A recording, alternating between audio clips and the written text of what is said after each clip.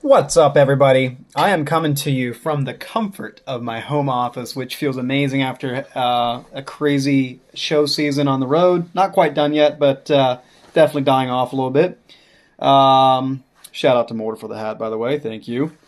So, for today's video, I got a email from one of our users signed up this winter, or recently. So, I'm going to read this email to you, and I'm going to also kind of share with you what my response was, because I'm sure there's more people than just him dealing with this question, especially as the heat of the economy dies off a bit.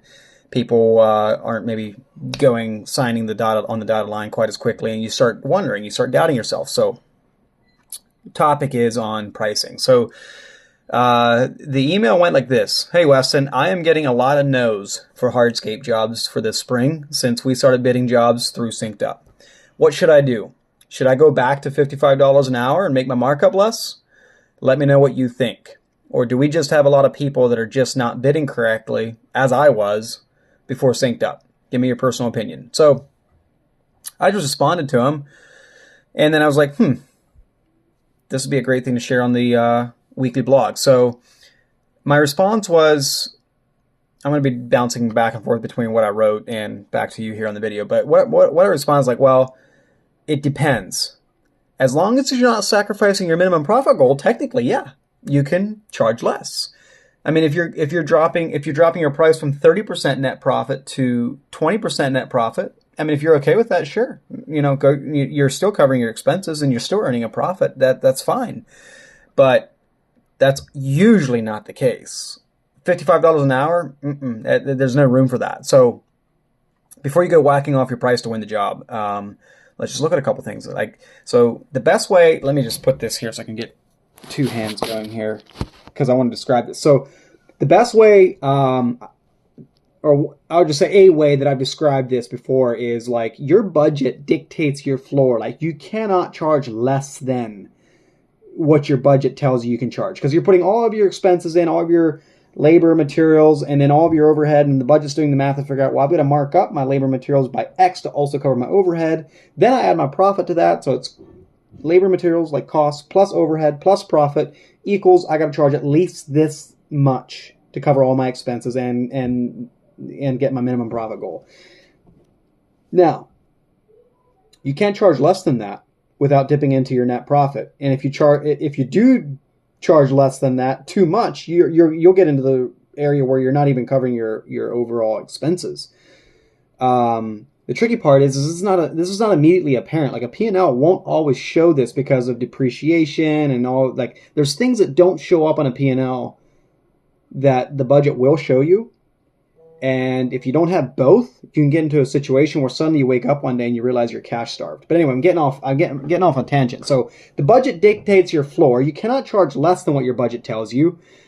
The market dictates your ceiling, meaning you can always charge more than what your budget tells you. It's just extra fluff. It's extra profit. Now, if you start bumping into the ceiling of you can't sell jobs anymore, the market dictates your ceiling. The problem is when the market gets underneath what your budget is. And there's many reasons for why that could happen. It's usually marketing, sales process, usually not pricing. Like prices, I know that you should never say never, but price is never the issue. It's competing on price is a race to go out of business.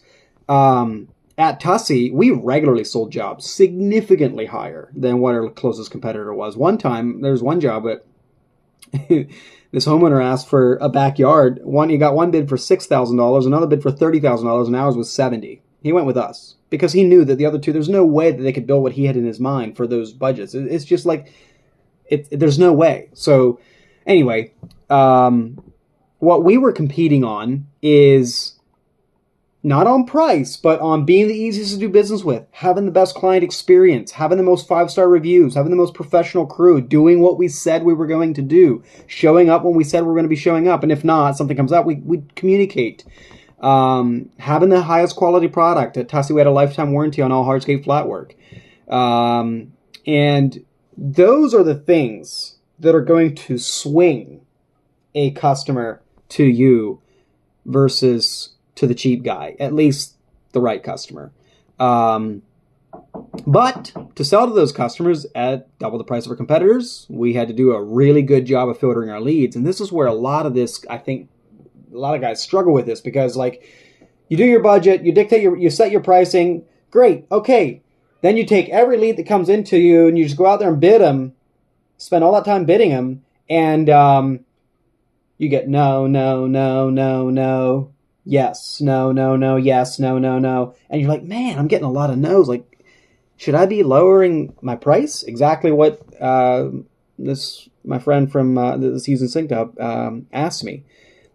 And the real problem is are you filtering your leads? Because there's a lot of people out there that want what you build. They see a beautiful picture on Instagram, like, whoo, I want that. I got a $25,000 budget. Surely I can do that. And they're looking at a $150,000 backyard. You see what I'm saying?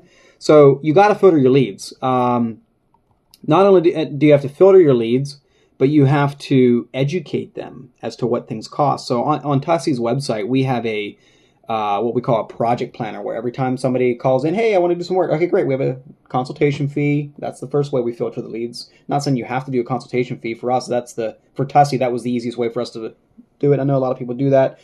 The point of the it's not about the consultation fee. It's not even about the amount that you charge. It's about, are they serious? What's your method to determine whether they're serious? For Tussie, that's what we did. We did a consultation fee. So they call in, yep, we have a consultation fee. Okay, no problem. Let's book the consultation. They pay the fee, blah, blah, blah. Okay, great. Next step is I'm going to send you an email, and I need you to fill out the project planner so our designer that's coming out to meet you can see what you're looking for. And in that project planner, it shows, well, let me just show you here.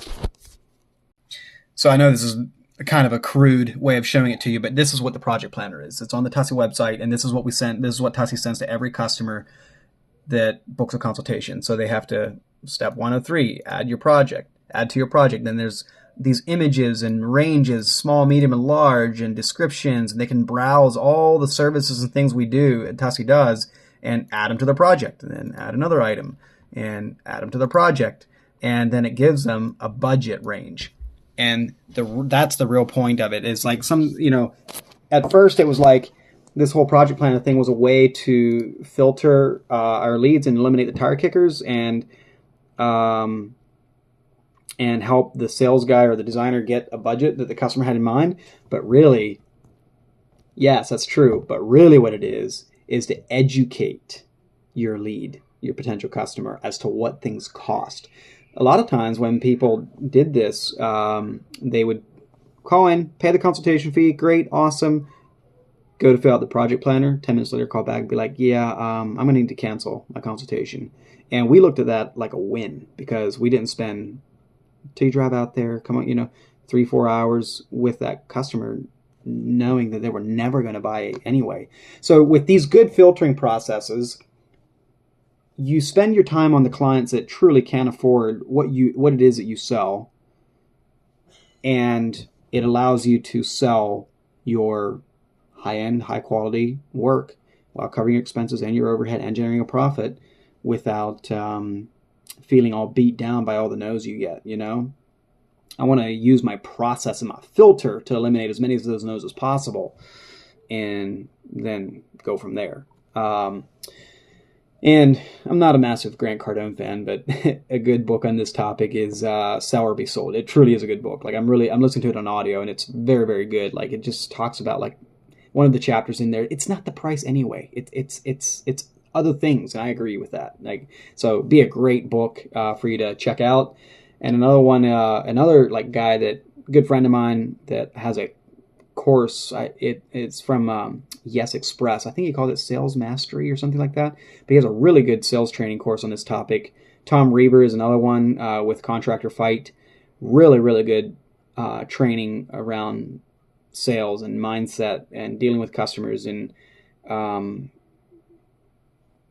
making sure that you're not selling Lamborghinis and having Impala customers coming in your door all day long, and knowing how to handle the sales process when you do get a Lamborghini customer in that you got to win. So anyway, I know I'm rambling a little bit here, but that is really what it comes down to is you can't charge less than what your budget tells you can charge, without cutting things out of your budget anyway.